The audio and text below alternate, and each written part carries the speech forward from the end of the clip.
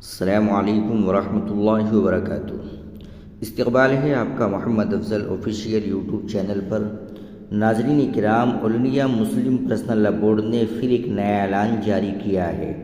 وہ نیا اعلان کیا ہے اور کیوں جاری کیا ہے، یہ بات تمام مسلمانوں کو جان لینا ضروری ہے۔ ناظرین کرام، وقف ترمیمی قانون پر اعلان کردہ بھارت بند مؤخر، نئی تاریخوں کا جلد ہوگا اعلان۔ آل انڈیا مسلم پرسنل لا بورڈ کی جانب سے باقاعدہ بیان جاری۔ اطلاعات کے مطابق ملک کی بعض ریاستوں میں انہی تاریخوں میں برادران وطن کے مذہبی تہوار منعقد ہو رہے ہیں۔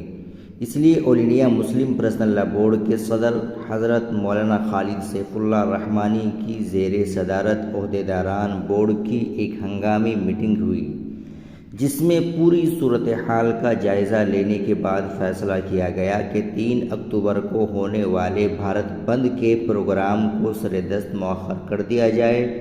لہٰذا 3 اکتوبر کے بھارت بند کے پروگرام کو مؤخر کیا جاتا ہے۔ انشاءاللہ آئندہ تاریخوں کا جلد ہی اعلان کیا جائے گا۔ البتہ وقف ترمیمی قانون سن 2025 کے خلاف بورڈ کی احتجاجی تحریک حسب معمول جاری رہے گی اور تمام پروگرام طے شدہ تاریخوں کے مطابق ہی ہوں گے۔ ناظرین، یہ تھا وقف بورڈ کا اعلان، آل انڈیا مسلم پرسنل لا بورڈ کا اعلان، یعنی جو آنے والے جمعے یعنی کل کو بھارت بند کا اعلان کیا تھا اس کو مؤخر کر دیا گیا ہے۔ اب بھارت بند جو ہے آئندہ کسی تاریخ میں متعین کیا جائے گا۔